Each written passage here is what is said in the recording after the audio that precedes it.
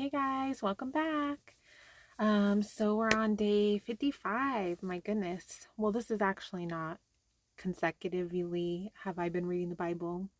No, but I've been trying.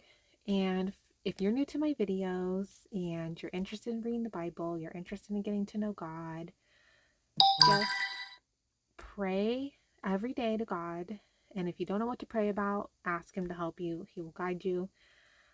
And just read the Bible. Whether you understand it or not, whether you're following along or not, whether you're struggling or not, just read the Bible and just pray to God and ask Him to help open your heart and mind to Him and to His Word and to help you understand. And He will guide you. And, um, just join me. Like, let's do this together. I feel like there's not a lot of people out there that are showing what it's realistically like to develop a relationship with God, to read the Bible for the first time. It's hard. It's not easy. It's not easy. And so I just think if you found my videos and you're new to my channel, um, read the Bible with me, get started, come join me. You can start now if you'd like, or you can start at the beginning. Just know that day 1 and 2 don't have the recording of the chapters for those days. I don't start that until day 3. You'll just have to find those chapters for day 1 and 2 on your own. But, just join me. Let's get to know God. Let's let Him transform our lives together. So we're currently on book, I don't know if I'm saying this right, but it's Deuteronomy. I have to look that up, see how it's supposed to be said. But I've been struggling for a couple days now, like with the Bible and kind of understanding what's going on. But I just keep praying every time before I read the chapters, which I did right now. I just prayed and I asked God to help me understand Him, understand what He's trying to say, understand what's going on, and just to help open my mind and heart to Him and His Word so that I can better take in what He's, trying to say here. So, okay, guys, let's get started. Commanded your judges at that time. Hear the cases between your brothers, and judge rightly between a man and his brother, or his resident alien. Do not show partiality when deciding a case. Listen to small and great alike. Do not be intimidated by anyone, for judgment belongs to God. Bring me any case too difficult for you, and I will hear it. At that time, I commanded you about all the things you were to do. We then set out from Horeb, and went across all the great and terrible wilderness you saw on the way to the hill country of the Amorites, just as the Lord our God had commanded us. When we reached Kadesh Barnea, I said to you, You have reached the hill country of the Amorites, which the Lord our God is giving us. See, the Lord your God has set the land before you. Go up and take possession of it as the Lord, the God of your ancestors, has told you. Do not be afraid or discouraged. Then all of you approached me and said, Let's send men ahead of us, so that they may explore the land for us and bring us back a report about the route we should go up and the cities we will come to. The plan seemed good to me, so I selected 12 men from among you, 1 man for each tribe. They left and went up into the hill country and came to Eshcol Valley, scouting the land. They took some of the fruit from the land in their hands, carried it down to us, and brought us back a report. The land the Lord our God is giving us is good. But you were not willing to go up. You rebelled against the command of the Lord your God. You grumbled in your tents and said, The Lord brought us out of the land of Egypt to hand us over to the Amorites in order to destroy us, because He hates us. Where can we go? Our brothers have made us lose heart, saying, The people. Sorry, I don't mean to pause randomly, but I don't know why I'm saying sorry. I do that all the time when I have a thought, but I feel like there I just kind of abruptly paused it. But anyways, when it says right there that they think that they thought God hated them and that was why they took them out of Egypt and everything, I have never truly believed in God. Like I believed my whole life up until what 2-3 months ago, that there it was hard for me to say, okay, this religion is correct, these people are correct, and these are wrong.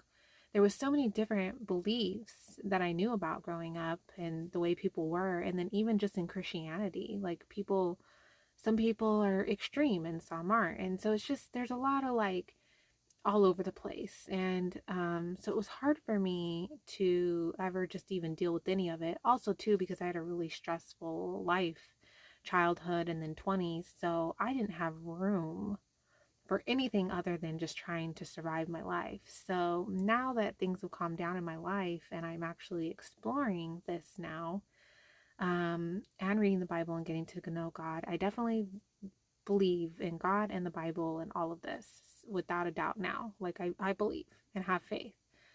But growing up though, when I didn't believe in God and I never really thought about it or anything, I never once in any of the stuff I went through, any of the childhood stuff I went through, anything that I went through in my 20s, I never once had the thought that God hates me. Um, or any God hates me or the universe hates me. Like I never thought that. Um and I just thought I had like bad luck or something, or I don't know. Like I don't really um I just find that interesting, like that I never thought that. I never ever really thought like, even now, like when I'm going through something hard right now, and I've never thought like, oh, God hates me. There was one point the other day where I was like, are you punishing me? But I never thought like, oh, you're punishing me because you hate me. It was more like, um, am I having a punishment for something I did in the past? Like, is this my like punishment? But I've just never thought like I've never had that thought or feeling. So, um, I don't know. I don't even know why I'm saying this right now. I don't know why I'm sharing this. And that happens a lot. Sometimes I'll feel like this urge to just share a thought that I have, and I don't know why. I don't know if that's like God's way of like, because I also pray about this too before I make these videos. Right before I start, I've been praying also to God to tell Him and guide me if there's something He wants me to say to help me do that. Guide me, tell me. And I wonder if maybe sometimes the reason I say random things and random thoughts I'm having is it's God's way of um, helping maybe someone that might be seeing this now or in the future, and maybe what I'm saying might help you somehow. I don't know. All I know is I'm making these videos because God wants me to, and it's helping me as well. It's helping me stay accountable to reading the Bible every day, and then also too, there's something like nice about reading the Bible and then talking about it out loud, to like the camera, because I don't know if you've ever had like a problem and then you are talking about it to someone, and even though maybe they're not saying anything, they're just listening. It's almost like just talking about it out loud to them. It's almost like you s- solve it yourself, while talking about it, or you come up with ideas, or you feel better um, talking about it, even though they're not saying anything, even though they're not giving you advice or anything. They're literally just listening, but you're talking about it out loud. And I find reading the Bible like this and talking about it out loud to the camera and potential people on YouTube, um, I don't know, there's something like about it that kind of helps me figure it out sometimes and kind of helps me work through trying to understand the Bible. So, I don't know, if you're having trouble reading the Bible, don't be afraid to talk about it with God, out loud, during your prayer session. Maybe that'll help you. Are larger and taller than we are. The cities are large, fortified to the heavens. We also saw the descendants of the Anakim there. So I said to you, don't be terrified or afraid of them. The Lord your God who goes before you will fight for you, just as you saw him do for you in Egypt. And you saw in the wilderness how the Lord your God carried you as a man carries his son, all along the way you traveled, until you reached this place. But in spite of this, you did not trust the Lord your God, who went before you on the journey to seek out a place for you to camp. He went in the fire by night and in the cloud by day to guide you on the road you were to travel. When the Lord heard your words, he grew angry and swore an oath. None of these men in this evil generation will see the good land I swore to give your ancestors, except Caleb the son of Jephunneh. He will see it, and I will give him and his descendants the land on which he has set foot, because he remained loyal to the Lord. The Lord was angry with me also because of you, and said, you will not enter there either. Joshua son of Nun, who attends you, will enter it. Encourage him, for he will enable Israel to inherit it. Your children, who you said would be plunder, your sons who don't yet know good from evil, will enter there. I will give them the land, and they will take possession of it. But you are to turn back and head for the wilderness by way of the Red Sea. You answered me, we have sinned against the Lord.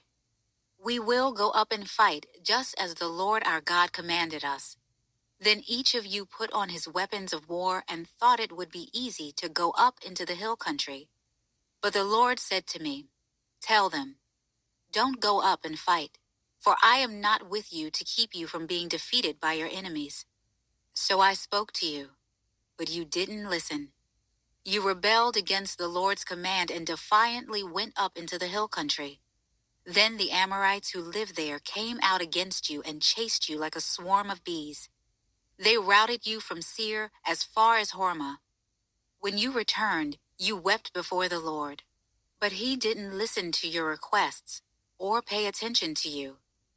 For this reason, you stayed in Kadesh as long as you did. Then we turned back and headed for the wilderness by way of the Red Sea, as the Lord had told me. And we traveled around the hill country of Seir for many days. The Lord then said to me, you've been traveling around this hill country long enough. Turn north. Command the people. You are about to travel through the territory of your brothers, the descendants of Esau, who live in Seir. They will be afraid of you, so be very careful. Don't provoke them, for I will not give you any of their land, not even a foot of it, because I have given Esau the hill country of Seir as his possession.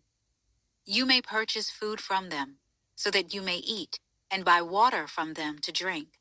For the Lord your God has blessed you in all the work of your hands. He has watched over your journey through this immense wilderness. The Lord your God has been with you these past 40 years, and you have lacked nothing. So we bypassed our brothers, the descendants of Esau, who live in Seir. We turned away from the Arabah road, and from Elath, and Ezion-Geber. We traveled along the road to the wilderness of Moab. The Lord said to me, show no hostility toward Moab, and do not provoke them to battle, for I will not give you any of their land as a possession, since I have given Ar as a possession to the descendants of Lot. The Amim, a great and numerous people as tall as the Anakim, had previously lived there. They were also regarded as Rephaim, like the Anakim, though the Moabites called them Amim. The Horites had previously lived in Seir, but the descendants of Esau drove them out, destroying them completely and settling in their place, just as Israel did in the land of its possession the Lord gave them. The Lord said, now get up and cross the Zered Valley. So we crossed the Zered Valley. The time we spent traveling from Kadesh Barnea until we crossed the Zered Valley was 38 years, until the entire generation of fighting men had perished from the camp, as the Lord had sworn to them. Indeed, The Lord's hand was against them, to eliminate them from the camp until they had all perished. When all the fighting men had died among the people, the Lord spoke to me, "Today you are going to cross the border of Moab at Ar. When you get close to the Ammonites, don't show any hostility to them or provoke them. For I will not give you any of the Ammonites' land as a possession. I have given it as a possession to the descendants of Lot." This, too, used to be regarded as the land of the Rephaim.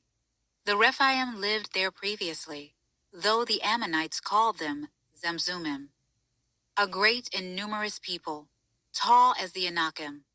The Lord destroyed the Rephaim at the advance of the Ammonites, so that they drove them out and settled in their place. This was just as he had done for the descendants of Esau who lived in Seir. When he destroyed the Horites before them, they drove them out and have lived in their place until now.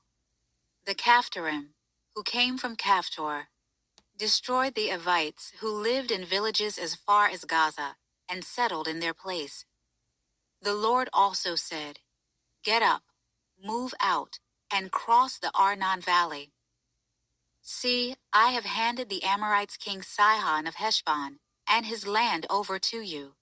Begin to take possession of it. Engage him in battle. Today I will begin to put the fear and dread of you on the peoples everywhere under heaven. They will hear the report about you, tremble, and be in anguish because of you." So I sent messengers with an offer of peace to King Sihon of Heshbon from the wilderness of Kedamoth, saying, "Let us travel through your land. We will keep strictly to the highway. We will not turn to the right or the left. You can sell us food in exchange for silver so we may eat, and give us water for silver so we may drink. Only let us travel through on foot, just as the descendants of Esau who live in Seir did for us, and the Moabites who live in Ar, until we cross the Jordan into the land the Lord our God is giving us." But King Sihon of Heshbon would not let us travel through his land, for the Lord your God had made his spirit stubborn and his heart obstinate in order to hand him over to you, as has now taken place. Then the Lord said to me, "See, I have begun to give Sihon and his land to you. Begin to take possession of it." So Sihon and his whole army came out against us for battle at Hahaz. The Lord our God handed him over to us, and we defeated him, his sons, and his whole army. At that time, we captured all his cities and completely destroyed the people of every city, including the women and children. We left no survivors. We took only the livestock and the spoil from the cities we captured as plunder for ourselves. There was no city that was inaccessible to us, from Aurora on the rim of the Arnon Valley, along with the city in the valley, even as far as Gilead. The Lord our God gave everything to us, but you did not go near the Ammonites' land, all along the bank of the Jabbok River, the cities of the hill country, or any place that the Lord our God had forbidden. Then we turned and went up the road to Bashan, and King Og of Bashan came out against us with his whole army to do battle at Edrei. But the Lord said to me, "Do not fear him, for I have handed him over to you, along with his whole army and his land. Do to him as you did to King Sihon of the Amorites, who lived in Heshbon." So the Lord our God also handed over King Og of Bashan and his whole army to us. We struck him until there was no survivor left. We captured all his cities at that time. There wasn't a city that we didn't take from them. 60 cities, the entire region of Argob, the kingdom of Og in Bashan. All these were fortified with high walls, gates, and bars, besides a large number of rural villages. We completely destroyed them, as we had done to King Sihon of Heshbon, destroying the men, women, and children of every city. But we took all the livestock and the spoil from the cities as plunder for ourselves. At that time, we took the land from the 2 Amorite kings across the Jordan, from the Arnon Valley as far as Mount Hermon. which the Sidonians call Surion, but the Amorites call Sinir, all the cities of the plateau, Gilead and Bashan, as far as Seleka and Edrei, cities of Og's kingdom in Bashan. Only King Og of Bashan was left of the remnant of the Rephaim. His bed was made of iron. Isn't it in Rabbah of the Ammonites? It is 13.5 feet long and 6 feet wide by a standard measure. At that time, we took possession of this land. I gave to the Reubenites and Gadites the area extending from Aroer by the Arnon Valley and half the hill country of Gilead, along with its cities. I gave to half the tribe of Manasseh the rest of Gilead and all Bashan, the kingdom of Og, the entire region of Argob, the whole territory of Bashan, used to be called the land of the Rephaim. Jair, a descendant of Manasseh, took over the entire region of Argob, as far as the border of the Geshurites and Maacathites. He called Bashan by his own name, Jair's villages, as it is today. I gave Gilead to Machir, and I gave to the Reubenites and Gadites the area extending from Gilead to the Arnon Valley. The middle of the valley was the border, and up to the Jabbok River, the border of the Ammonites. The Arabah and Jordan are also borders from Kinnereth, as far as the sea of Arabah, the Dead Sea, under the slopes of Pisgah on the east. I commanded you at that time, the Lord your God has given you this land to possess. All your valiant men will cross over in battle formation, ahead of your brothers the Israelites. But your wives, dependents, and livestock, I know that you have a lot of livestock, will remain in the cities I have given you, until the Lord gives rest to your brothers, as he has to you, and they also take possession of the land the Lord your God is giving them across the Jordan. Then each of you may return to his possession that I have given you. I commanded Joshua at that time, your own eyes have seen everything the Lord your God has done to these two kings. The Lord will do the same to all the kingdoms you are about to enter.